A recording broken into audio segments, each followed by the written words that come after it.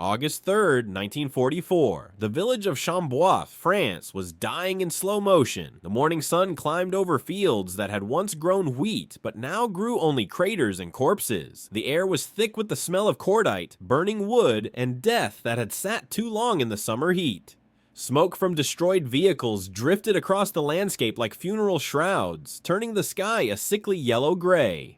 Staff Sergeant Elise Lee Morgan lay motionless in the tall grass 847 yards from her target, eye pressed to the scope of her M1903 Springfield rifle. She had been in this position for 3 hours and 20 minutes. Her body ached. Her bladder screamed. Her left leg had gone numb 40 minutes ago. She didn't move. At 26 years old, Lee Morgan was not supposed to be here. Black women weren't supposed to serve in combat roles. Hell, black women weren't supposed to serve at all. Not officially, but war has a way of breaking rules that peace holds sacred, and Lee had broken through more barriers than most soldiers would face in a lifetime. Through her scope, she could see the German machine gun nest that had turned the road into a killing field. An MG-42, the weapon American soldiers called Hitler's buzzsaw because of the sound it made when it fired. 1,200 rounds per minute, fast enough that you couldn't hear individual shots, just one continuous scream of death. For 3 days, that gun had pinned down 2 companies of the 2nd Armored Division. 17 Americans were dead. 32 were wounded. Nobody could advance. Nobody could retreat. They were stuck, and the MG-42 kept them that way. Lee had studied the nest through her scope for hours. It was a masterpiece of German engineering and tactical positioning. Sandbagged on 3 sides, camouflaged with branches and netting, positioned on a slight rise that gave the gunner clear sight lines across 400 yards of open ground. Artillery couldn't touch it. The angle was wrong. Air support couldn't see it under the camouflage. Infantry couldn't reach it without crossing that killing field. But Lee could see something nobody else had noticed. A gap, a single narrow opening in the sandbags where the assistant gunner passed ammunition belts to the primary gunner. It was maybe 18 inches wide. It opened and closed at irregular intervals. And for just a moment, maybe 2 seconds, maybe 3, when it opened, Lee could see a sliver of the gunner's torso. 847 yards. A distance most snipers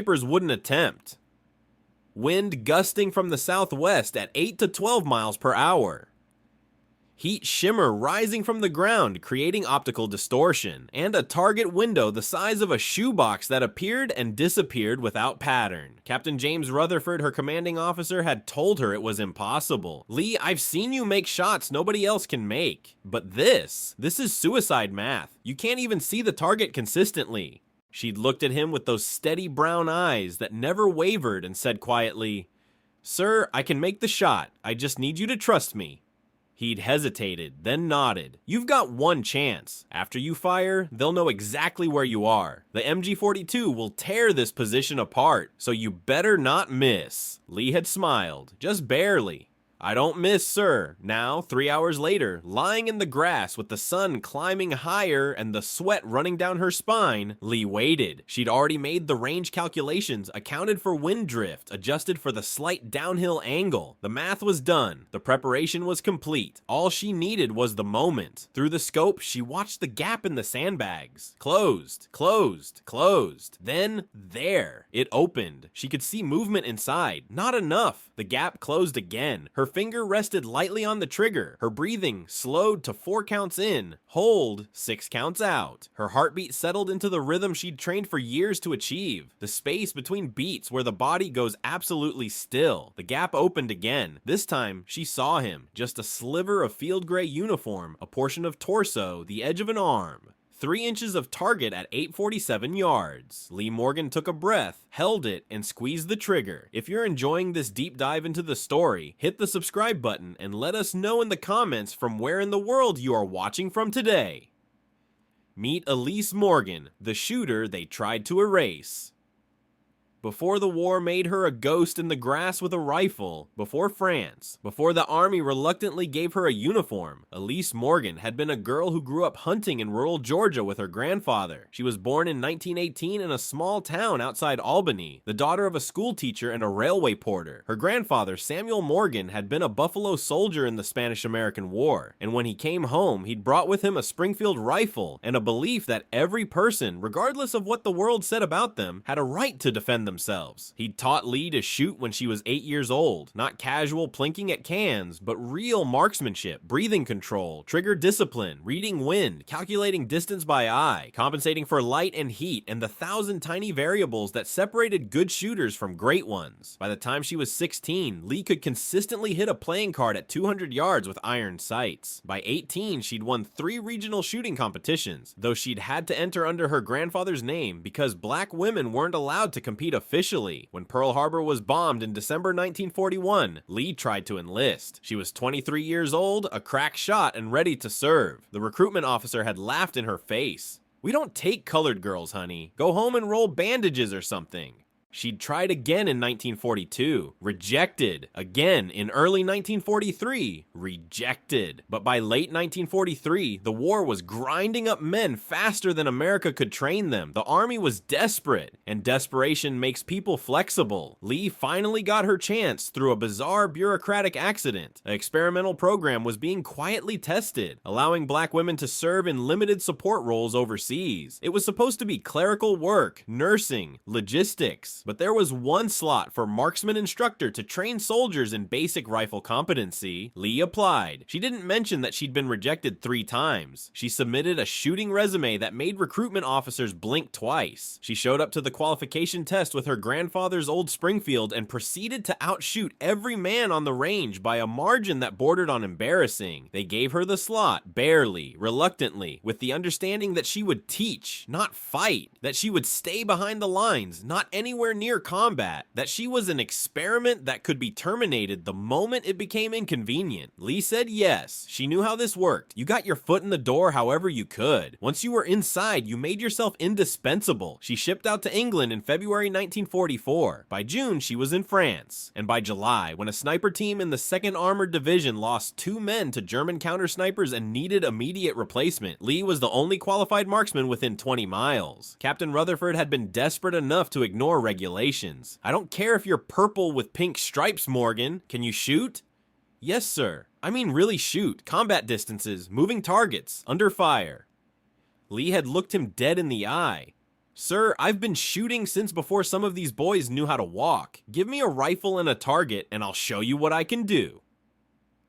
He'd given her a rifle, a captured German K98K at first. They were short on Springfields. She'd made 3 consecutive kills at ranges over 600 yards in her first week. After that, nobody questioned whether she belonged there, at least not to her face. The MG42 was the most feared weapon in the German arsenal, and for good reason. American soldiers had learned to recognize its sound instantly, a rate of fire so rapid that individual shots blurred into a continuous ripping noise, like tearing canvas at impossible speed. 1,200 rounds per minute, 20 bullets per second, fast enough that if it caught you in the open, you were dead before you could take 3 steps. The Germans had positioned this particular MG42 with tactical brilliance. It controlled the main road through Chambois, a critical junction that the Allied advance needed to secure. The nest was on a low ridge, giving the gunner clear sight lines across open fields on 3 sides. Behind the nest, a tree line provided cover and escape. Routes. For 3 days, American forces had tried everything. Infantry assaults resulted in massacre. Men cut down before they got 100 yards. Artillery strikes were called in, but the ridge's angle deflected most shells, and the sandbag construction absorbed the few that hit. One attempt to flank through the tree line resulted in 5 dead scouts. The Germans had infantry support hidden in the woods. Tank support couldn't get close enough. The road was mined, and the open fields were too soft after recent rains. One Sherman had tried to cross and bogged down 300 yards from the nest. The MG42 had raked it with fire for 20 minutes, forcing the crew to abandon it. The tank still sat there, smoking, a monument to failed tactics. Intelligence estimated the nest was manned by at least 4 soldiers, a primary gunner, an assistant gunner who fed ammunition belts, a spotter, and a commanding NCO who coordinated with other German positions. They rotated shifts, never exposed more than necessary, and maintained discipline that spoke to veteran veteran training. The psychological effect was devastating. American troops could hear the MG-42 whenever they moved. That sound, that distinctive ripping scream made men freeze, dive for cover, refuse to advance. It didn't matter that the gun wasn't always aimed at you, the sound alone was enough to paralyze. Captain Rutherford had watched his companies lose momentum, lose men, lose hope. He'd radioed Division Command 3 times requesting sniper support. Each time he'd been told that qualified marksmen were unavailable, deployed elsewhere, more urgently needed at other positions. Then Lee Morgan had walked into his command post. She wasn't what he'd expected. He'd asked for a sniper and they'd sent him a black woman with a borrowed rifle and a quiet confidence that seemed wildly out of place in the chaos of war.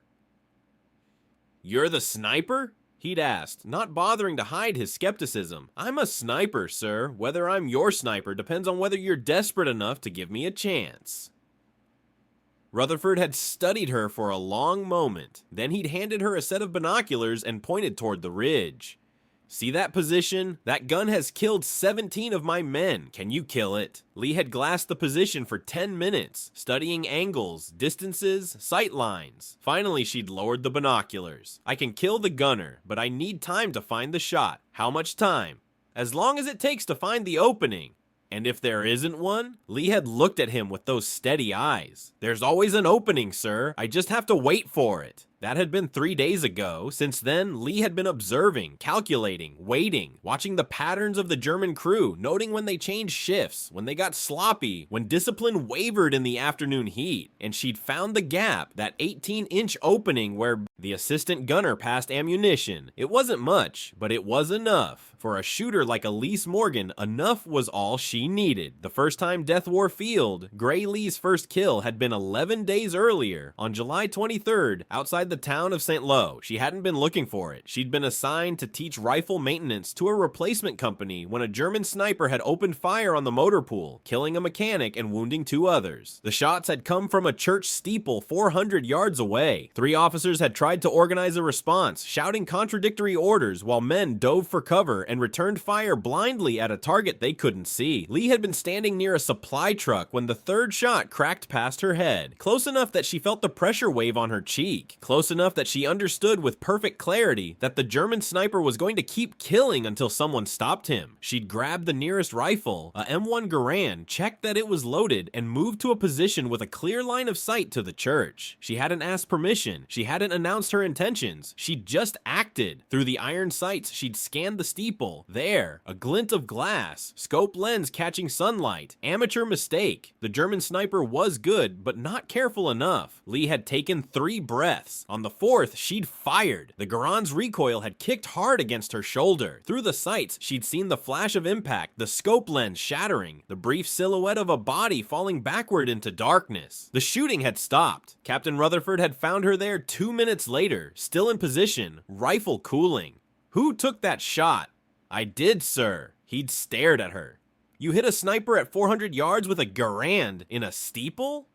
"Yes, sir." "Jesus Christ." He'd paused. "You're not teaching rifle maintenance anymore, Morgan. You're with me. If you find this story engaging, please take a moment to subscribe and enable notifications. It helps us continue producing in-depth content like this. For 3 days, Lee had studied the German machine gun nest like a mathematician studying an equation. Every problem had a solution. Every system had a weakness. You just had to be patient enough to find it. Day 1, August 1st, the observation. Lee had set up her observation post 900 yards from the target in a collapsed barn that gave her concealed sightlines and a stable shooting platform. Through her scope, she'd cataloged everything. The nest operated on a 4-man rotation. 2 men were always active, the gunner and the assistant. The other 2 rested in a covered position behind the sandbags. They switched every 2 hours like clockwork. The primary gunner was the problem. He never fully exposed himself. When he fired, only the top of his helmet was visible. When he wasn't firing, he stayed completely behind cover. Professional, disciplined, impossible to hit. The assistant gunner was more careless. He moved more frequently, passing ammunition belts, adjusting equipment, but even he stayed mostly concealed, and the gaps in his movements were unpredictable. Lee had made notes in a small waterproof notebook she kept in her jacket. Primary, no shot. Too disciplined. Assistant, possible, but timing irregular. Need pattern. Day 2, August 2nd. The pattern. Lee had returned to her position at dawn and stayed until dusk, watching through the scope until her eye ached and her vision blurred. She'd documented 47 separate instances of movement in the nest, and slowly, a pattern had emerged. The assistant gunner followed a routine. Every 23 to 28 minutes, he would turn to receive a fresh ammunition belt from the spotter behind him. When he turned, his body would partially enter that 18-inch gap in the sandbags. For 2 to 4 seconds, a portion of his torso would be exposed. It wasn't a large target, maybe 6 inches wide, 12 inches tall at 847 yards, but it was consistent. Lee had run the calculations in her notebook. Distance, 847 yards. Elevation, target 34 feet higher than shooting position. Wind, southwest, variable 8 to 12 mph temperature, 78°, rising humidity, high, France in August. Bullet drop at that range, approximately 22 feet. Wind drift compensation, 24 inches, right time of flight, approximately 1.2 seconds. The math was brutal. At that distance, with that wind, hitting a 6-inch target was probability bordering on impossible. Most military snipers didn't attempt shots beyond 600 yards. The world record at the time was just over 1,000 yards, set by a Canadian sniper in World War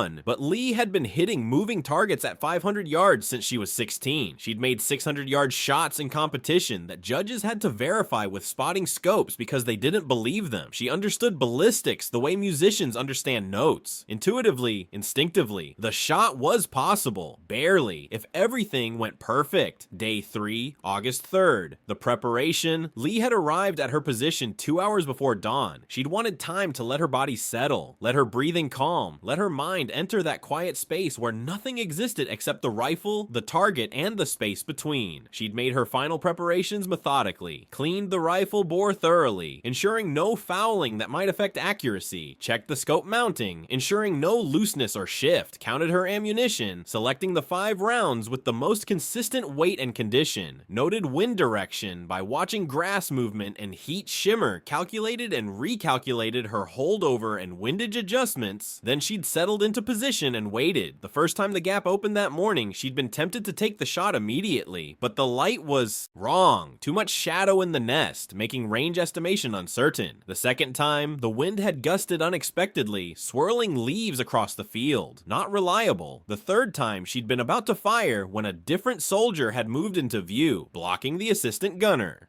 Each time, Lee had relaxed her finger from the trigger, taken a breath, and resumed waiting. Patience was the sniper's greatest weapon, more important than accuracy, more important than camouflage. The ability to wait, to not force the shot, to recognize when conditions were wrong, and have the discipline to pass. Lee had learned this from her grandfather, who'd learned it from his time in Cuba, fighting in dense jungle where the wrong shot at the wrong time meant death. A good shooter hits the target, he'd told her when she was 12. A great shooter waits for the moment when missing is impossible. So Lee waited 3 hours, 20 minutes, watching the gap open and close, cataloging each instance, noting the timing, the duration, the exact angle of exposure. And finally, at 11:37 hours, the moment came. The light was perfect, clear, no shadows, heat shimmer minimal. The wind had steadied to a consistent 9 mph from the southwest. The gap opened, and the assistant gunner turned to reach for an ammunition belt. His torso filled the gap, 6 inches wide, 12 inches tall, at 847 yards. Lee's breath settled into the rhythm. 4 counts in. Hold. The space between heartbeats. Her crosshairs settled 24 inches above and 20 inches right of the target. Compensation for drop and drift. The math made visible. The world narrowed to that single point of aim. Everything else, the war, the men depending on her, the Germans who would return fire the moment she pulled the trigger, all of it faded. There was just the shot. Lee squeezed the trigger, smooth, even, no jerk, no anticipation. The Springfield roared. The recoil drove into her shoulder. Through the scope, she saw the muzzle flash, saw the bullet trace cutting across the morning air. Time stretched. 1.2 seconds of flight time felt like an eternity. Then impact. 847 yards in 1.2 seconds. The bullet struck the assistant gunner precisely where Lee had aimed, center mass, just below the ribcage. At that velocity, the 30-06 round punched through his body with devastating effect. Through the scope, Lee saw him fold, just collapse backward like someone had cut his strings. The ammunition belt he'd been holding scattered across the sandbags. For exactly 4 seconds, nothing happened. The gun went silent, then chaos erupted in the nest. 2 soldiers appeared, rushing to help the fallen man. One of them, the primary gunner, broke discipline and leaned over the sandbags to pull his comrade back to cover. For 1.5 seconds, his torso was fully exposed. Lee had already chambered her second round. She adjusted aim, fired. The second shot hit the gunner in the upper chest. He spun sideways and dropped. Lee couldn't see where he fell, but she saw the MG-42's barrel tilt upward, unmanned, pointing at empty sky. Silence. For the first time in 3 days, that section of road was completely quiet. No screaming buzzsaw, no ripping canvas sound, just silence. The impact of that silence was almost physical. Lee could hear it rippling across the battlefield. American soldiers realizing the gun had stopped, heads lifting from cover, voices calling out in amazed disbelief. The gun's down! The gun's down! Christ, somebody got it! Who made that shot? Lee was already packing up. Standard sniper doctrine, shoot and move. The Germans knew where she was now. They'd be sending artillery or counter sniper fire within minutes. She broke down her position with practiced efficiency. Rifle disassembled and packed, notebook pocketed, camouflage scattered, position obscured. 90 seconds from last shot to full evacuation, she moved through the collapsed barn, low and fast, and was 200 yards away when the first German mortar rounds impacted her former position. They shredded the barn, threw debris 50 feet into the air, and would have killed her instantly if she'd still been there. But she wasn't there. She was moving back toward American lines, rifle slung, heart pounding, mind already analyzing the shots she'd taken. 2 shots, 2 kills, 847 yards, both center mass, perfect. When 1 shot changes everything. Lee reached the American command post 40 minutes later. Captain Rutherford met her at the entrance, and for a moment he just stared at her. "That was you," he said. Not a question, a statement. "Yes, sir." "Both shots?" "Yes, sir." He shook his head slowly. "I've been in this man's army for 6 years. I've seen a lot of shooting. I've never seen anything like that." Lee unslung her rifle, began field stripping it for cleaning. "It was a clean shot, sir. Good light, steady wind. The math worked out." "The math?" Rutherford laughed, but it wasn't mocking. It was disbelief edged with respect. "Morgan, you hit a 6-inch target at 900 yards in combat conditions. That's not math. I don't even know what that is." "Training, sir, and patience." Other soldiers were gathering now, drawn by the word spreading through the company. The gun that had killed 17 men was down. The road was open, and a sniper, a black female sniper that half of them hadn't even known existed, had made the impossible shot. One corporal approached cautiously. "Ma'am, is it true you made that shot from the collapsed barn? That's got to be over 800 yards." 847, Lee confirmed, running a cleaning patch through the rifle bore. "How do you even calculate that?" Lee looked up. For the first time since she'd taken the shot, she allowed herself a small smile. "Same. Way you calculate anything. You break it into parts. Distance, wind, drop, drift. You add them up. You adjust. You wait for the right moment. Then you shoot. You make it sound easy. It's not easy," Lee said quietly. "But it's possible. People just have to believe it's possible." That night, as the company moved up the road that had been blocked for 3 days, they passed the German machine gun nest. A squad swept it, checking for booby traps and survivors. They found 2 bodies, both killed by precise long-range rifle fire, center mass, the kind of shooting that spoke to exceptional skill and merciless accuracy. They also found something else, the MG-42 itself, still mounted on its tripod, ammunition belt still loaded. It had been firing minutes before the sniper's bullet ended its crew. Now it sat silent, a monument to the power of one well-placed shot. The squad leader radioed back. "Command, the nest is clear. 2 enemy KIA. No friendlies, no casualties. Weapon captured intact." Then, after a pause, he added, "Sir, whoever made those shots saved a lot of lives today. A lot of lives." Rutherford looked at Lee, who was sitting against a tree trunk, eating cold rations and cleaning her rifle for the 3rd time. She didn't look triumphant. She didn't look proud. She just looked tired. "You did good work today, Morgan," he said. "Thank you, sir. I'm putting you in for a commendation. Bronze Star, probably." Lee paused mid-bite. "Sir, that's not necessary." The hell it isn't. You're the best sniper I've ever worked with. Color doesn't have a damn thing to do with that. Lee was quiet for a moment. Then, sir, with respect, color has everything to do with it. If I get a commendation, it'll be buried in some file nobody reads. If I don't get a commendation, nobody will remember I was here. Either way, this war ends, and I go back to being invisible. Rutherford started to respond, then stopped, because she was right, and they both knew it.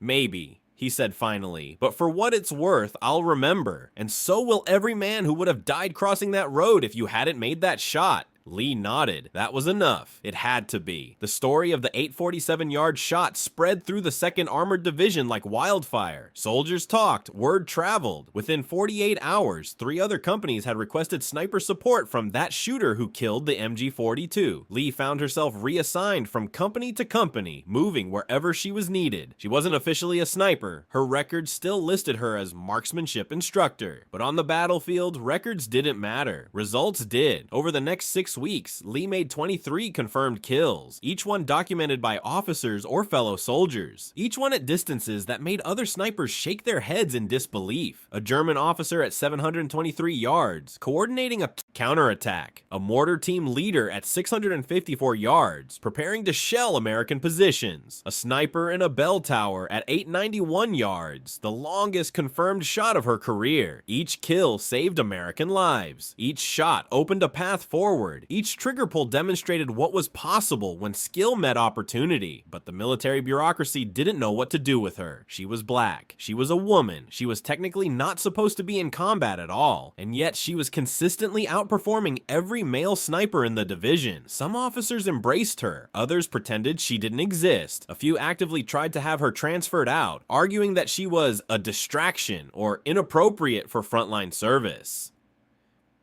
Captain Rutherford fought those attempts. He wrote reports. He documented her effectiveness. He made it clear that removing her would cost American lives. She stayed, barely. Other women in the military heard rumors about her. A black female sniper who made shots nobody else could make. Most didn't believe it. Some did and started pushing their own barriers, asking for roles beyond typing and nursing. The Germans heard about her too. Intelligence intercepts picked up radio chatter about an American sniper, possibly female, possibly Negro, operating with unusual effectiveness near Chambois. The description was dismissed as Allied propaganda by German command. Women didn't fight, certainly not black women, but in the foxholes and machine gun nests, German soldiers knew better. They'd seen what that rifle could do. They'd pulled back comrades with precision wounds from ranges they didn't think were possible. They started calling her Geist, Ghost, because she appeared from nowhere, killed with invisible bullets, and vanished before they could respond. By September 1944, as Allied forces pushed deeper into France, Lee had become a tactical asset that commanders competed for. She was attached to the 2nd Armored's reconnaissance units, providing overwatch for forward scouts and eliminating high-value targets that conventional forces couldn't reach. She worked alone most of the time. Some snipers preferred spotters, but Lee had learned that being exceptional and being different meant people treated you as a liability, not an asset. Working alone meant nobody could slow her down or question her methods. And her methods worked. 23 confirmed kills, 0 failed missions, 0 American casualties under her watch. The shot. They tried to forget. The war in Europe ended on May 8th, 1945. Lee was in Germany when the surrender was announced, attached to a unit securing a bridge near Munich. She'd expected to feel something: relief, joy, triumph. Instead, she felt hollow, tired, ready to go home. But home wasn't ready for her. The Army processed her discharge in June 1945. Her records were sanitized, her combat service quietly erased. She was listed as having served in logistics and training support.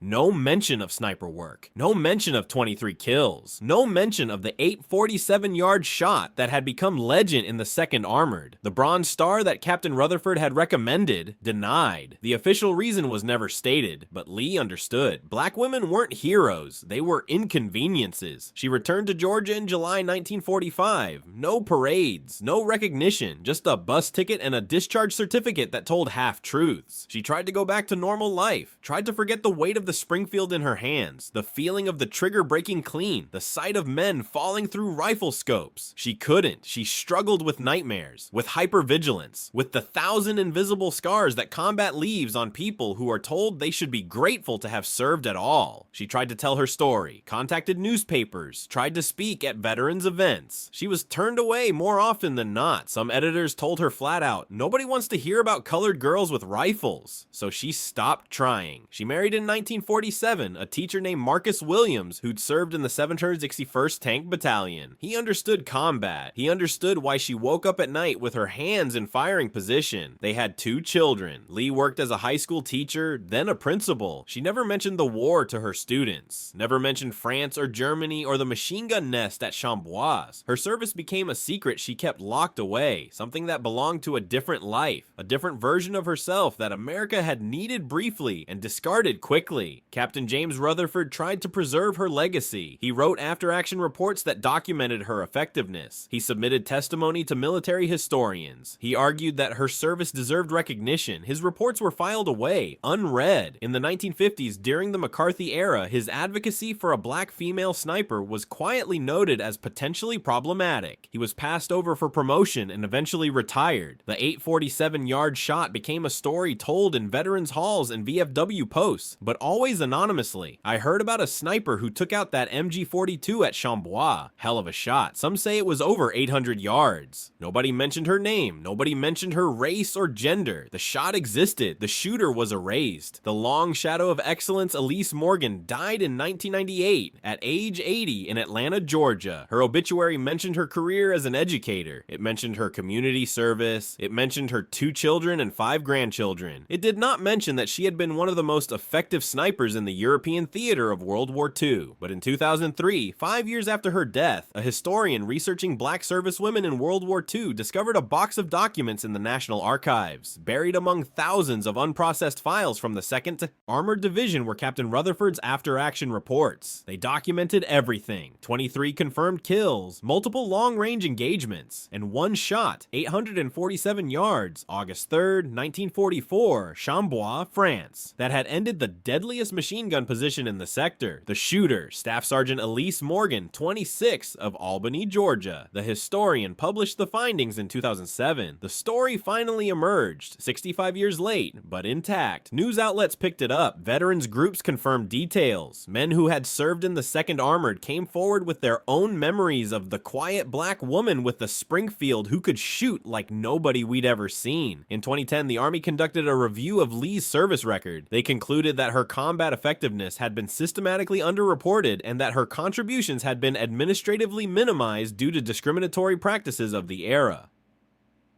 In 2012, 14 years after her death, Staff Sergeant Elise Morgan was posthumously awarded the Bronze Star with Valor. The ceremony was held at Fort Benning, Georgia. Her daughter accepted on her behalf. The citation read, "For extraordinary heroism in combat operations against an armed enemy, Staff Sergeant Morgan's exceptional marksmanship and courage under fire resulted in the elimination of multiple high-value targets, saved numerous American lives, and contributed materially to the success of Allied operations in France and Germany." It didn't capture who she'd been. It didn't capture what she'd overcome, but it was something. Today, Lee Morgan's Springfield rifle is in the National Museum of African American History and Culture in Washington, D.C. It sits in a case labeled Service and Sacrifice, Black Women in Combat. Next to it is her notebook, the one with the calculations for the 847-yard shot. The pages are yellowed, the handwriting faded, but the numbers are still visible. Distance, 847 YD's wind, SW 9 MPH, holdover Plu 24 in windage, Plos 20 in R target window 2 to 4 sec, and at the bottom in her precise script, patience finds the opening. That phrase has become a mantra in modern sniper training. It's taught at Army sniper schools. It's referenced in military tactics courses. It appears in training manuals. Most of the instructors who teach it don't know it came from a black woman from Georgia who made the impossible shot because she refused to believe it was impossible, but the principle endures. Patience finds the opening. Wait for the moment. Trust your preparation. Execute with precision. Lee Morgan taught that lesson with 23 bullets fired over 6 weeks in 1944. The war tried to forget her. History is still learning her name. The story of Elise Morgan and the 847-yard shot isn't just about marksmanship or military tactics. It's about what happens when someone refuses to accept the limitations others place on them. Lee Morgan was told she